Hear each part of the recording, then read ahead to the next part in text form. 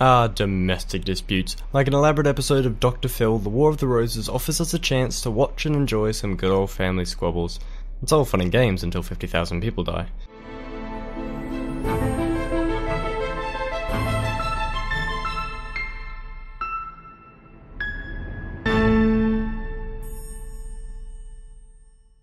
Hello and welcome to Feature History, featuring the War of the Roses, an epic century-long civil war that pitted brother against brother, father against son, and fifth cousin once removed against fifth cousin once removed, all for the grand prize of the English throne, because it was very, very comfortable. It brought dynasties to an end, impacted wars that would change history forever, ended the medieval era, and had two absolutely gorgeous flowers. I hope the edge of your seat is extra cushioned because we're going on a ride of drama.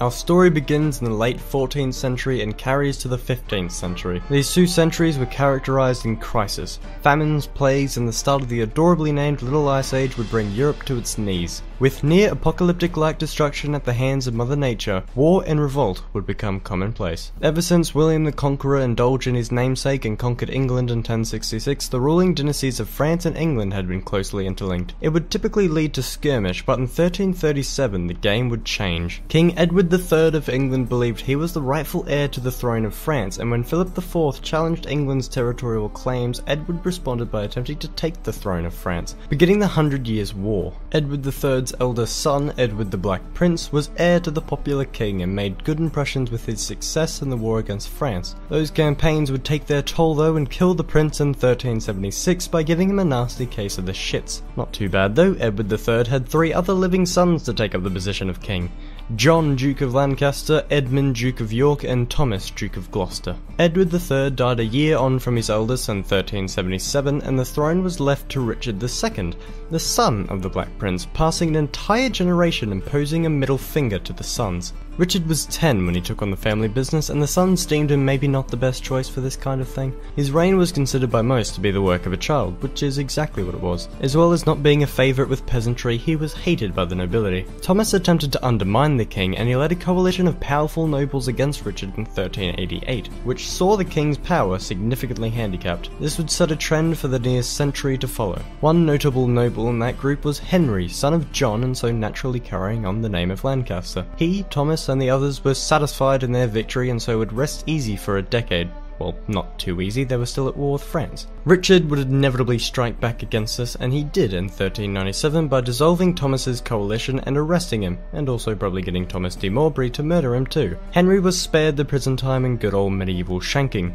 Despite mercy, Henry was not happy with this turn of events and came into conflict with Morbray, eventually challenging the man to a duel of honour. Morbray accepted, but Richard intervened, banishing them both and upsetting the nobility, fearing they were losing their rights to the interventionist king. Whilst Henry was banished, his father, John, passed away in 1399. Richard held John's holdings and titles, keeping them from Henry. Henry was sufficiently fed up with Richard. Given there was no HR to file a complaint to, he decided to instead amass an army and invade England while Richard was campaigning in Ireland, seizing control in his absence. Upon Richard's return, he took the glorious route of giving himself up and going to prison.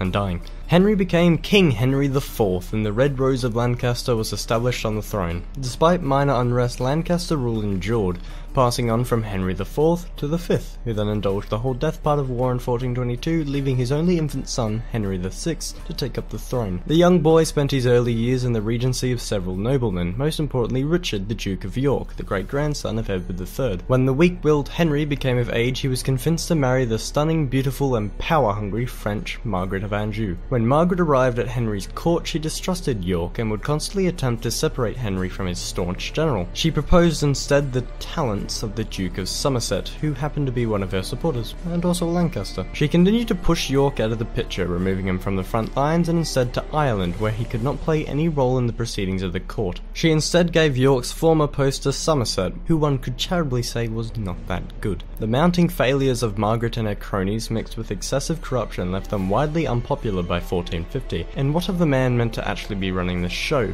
Henry was viewed as beyond incompetent. York would return and prematurely march on London, demanding for Somerset's imprisonment. York was imprisoned until he would finally humble himself before the court and swear loyalty to Henry in 1453. Civil discontent grew to uncontrollable levels, and those responsible would have to be held as such. York and his Yorkist faction strived for Margaret, Somerset and their Lancaster accomplices' power to be revoked and their influence removed. That opportunity would be offered to them later the same year. Henry's failures led to defeat in the 100 Years' War, and his rational reaction was to have an absolute mental breakdown. A regency was set up in the king's mental absence, and the popular York was to take up the title of Lord Protector. York quickly got down to business and placed Somerset in prison and began to implement reforms. Before he could appreciate his work though, Henry managed to recuperate to his wife shrieking of how York is ruining everything. York's position was revoked, his reforms reversed, and Somerset released. York, alongside his ally, the wealthy Earl of Warwick, knew the Queen surely had it in for them now, and so rose their armies in the north of England in hopes of deposing Lancastrian power by force. The War of the Roses would begin on the 22nd of May 1455, when the White Rose of York combated the Red Rose of Lancaster in the First Battle of St. Albans.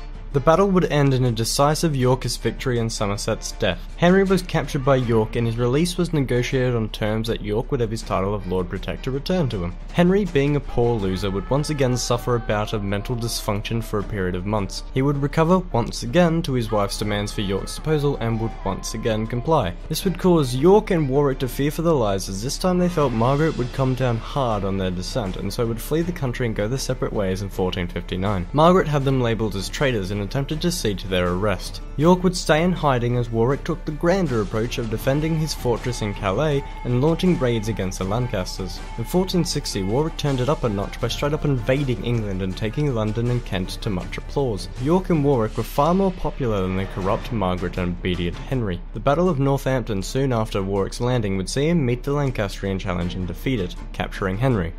Again. York returned to England after Warwick did all the hard stuff so that he could assert his claim to the throne, having himself and his children designated as heir to the throne upon Henry's death. Margaret was livid. The only reason she came to this godforsaken island was for her beautiful child, Prince Edward, to become King Edward. She struck a deal with the King of Scotland for an army, and once she had that army, she raised hell across the counties of England. York and his second eldest Edmund met their end at the end of a pike, when attempting to face Margaret Scots in the Battle of Wakefield in late 1460. She continued her campaign southward, beating back Warwick in the Second Battle of St. Albans and discovering her husband sitting quietly beneath a tree. After retrieving the bargaining piece that was her husband, she retreated to the north to consolidate, leaving London without any king. The late York's eldest, Edward, would meet with Warwick and his surviving men and enter London. The Bishop of London would talk with the boy and then ask the people of London for their judgment. The crowds would shout back, "King Edward." As de facto king, Edward IV's goal was to remove Henry from power. He and Warwick would pursue Margaret's army and meet them outside York in the Battle of Towton on the 29th of March 1461. They fought a brutal battle accompanied by a blizzard and a dramatic narrative of revenge. In the end, 28,000 men lay dead and Edward stood the victor.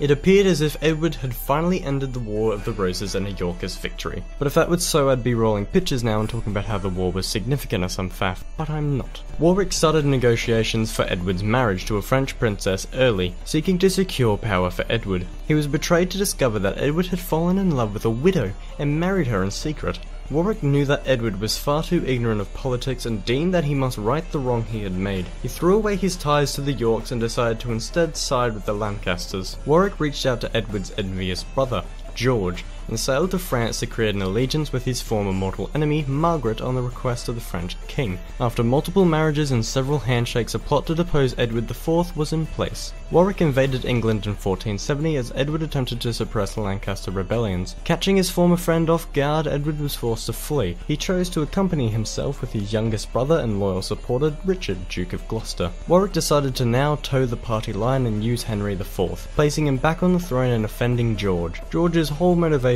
was to take the throne for himself, not to bring back the old guard. Make no mistake, Henry might have been on the throne, but it was Warwick calling the shots. Warwick had England befriend France and was tempted into a war against Burgundy, which proved to be a fatal mistake. Charles of Burgundy would offer the estranged Edward the funds to take back his throne, and so Edward would go to war. Edward invaded in 1471 and would meet his brother George, who would beg for forgiveness. Forgiveness he would be given. Edward then confronted Warwick's army in thick fog and, using the confusion to his advantage, defeated the outnumbering force in the Battle of Barnet and slaying Warwick. Margaret arrived on the Isle at the very same day only to hear of Warwick's demise. She decided to cast her lot and her men and confront Edward in the Battle of Tewkesbury. Edward proved the superior commander. Prince Edward, the cruel child, was killed and his mother taken captive by the Yorks. It was only by a ransom paid by the French king would she return home. The father would meet the same fate as the son. Henry VI was murdered soon after the battle, finally removing the Lancaster problem. York power was restored and the War of the Roses has finally ended in a Yorkist psych.